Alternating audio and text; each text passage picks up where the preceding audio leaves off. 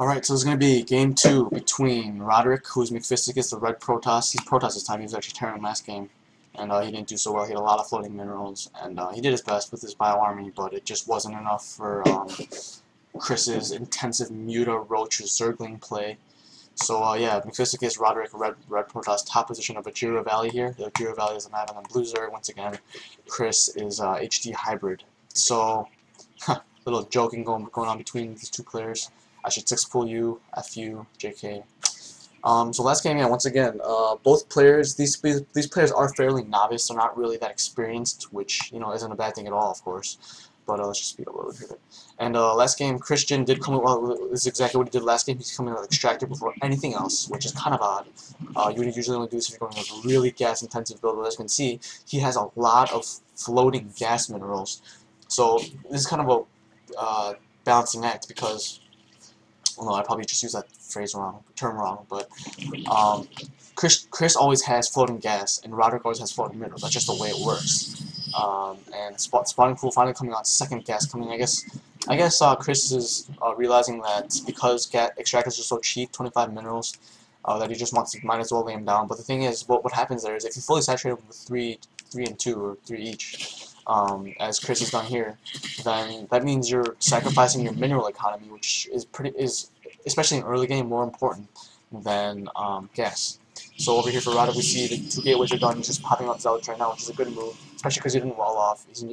When you're reversing Zerg, you always want to be cautious of Zerglings just running in your base, completely destroying everything. So he's got the Cybernetics core, and I don't know why he has 2 get assimilated that aren't saturated. We finally 3 over here and 3 over here, so he should be getting, please, that Warpgate research soon once he gets 50. Yep, he's getting, oh, I forgot to take in, sorry, and production type, and alright, we got these 2 pylons, 3 pylons, 4 pylons, and continuous zealot production while these speedlings are done. He's getting a roach warren, so pretty much the same exact thing he did last game. 2 extractors, spawning pool, roach warren, and then a layer, and then the queen, very nice creep spread.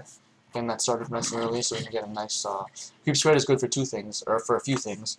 2 of them being that, first of all, every Zerg ground unit travels faster on creep, and also you can get more map vision as long as they don't get killed. You know. Okay, so we got a scout coming here by Chris, and he does not realize what's here yet.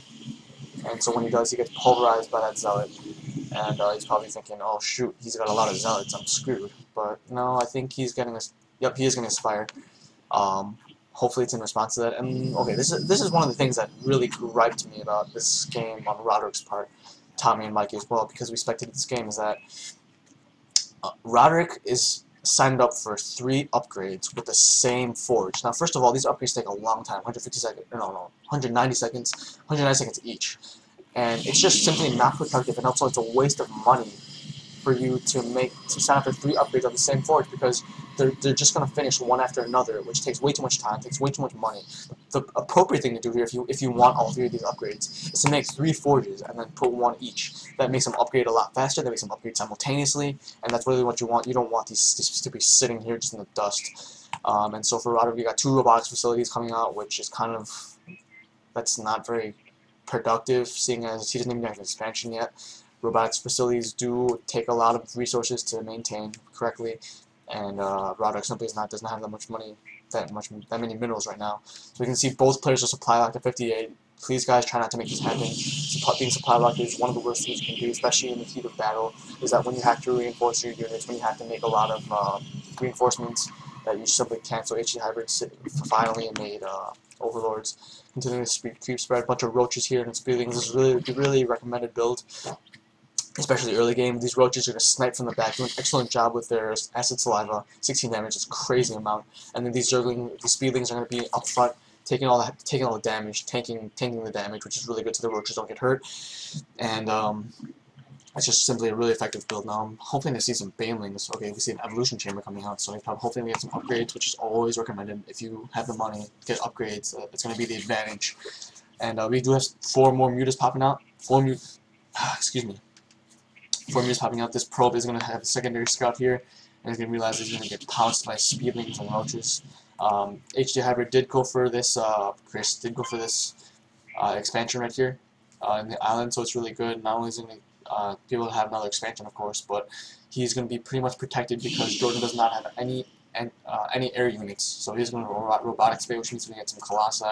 Speed it up a little more here. He's got just a bunch of zealots and they're just moving around. Expansion coming in. So this is a pretty plain Jane game. We're just sitting, playing base wars, seeing if we can get more stuff. Infestation pick coming up for Christian. He's getting a bunch of upgrades, air upgrades, overseers. Getting missaturated. He actually brought pretty much all of his probes over to his expansion, which is not recommended at all. I really do recommend you just bring about half or so. And so if you know, Roderick does have that Colossi range, and both of these players this match, they're okay. We do see more Mutas coming, and there are no stalkers here, so these Mutas are not going to be able.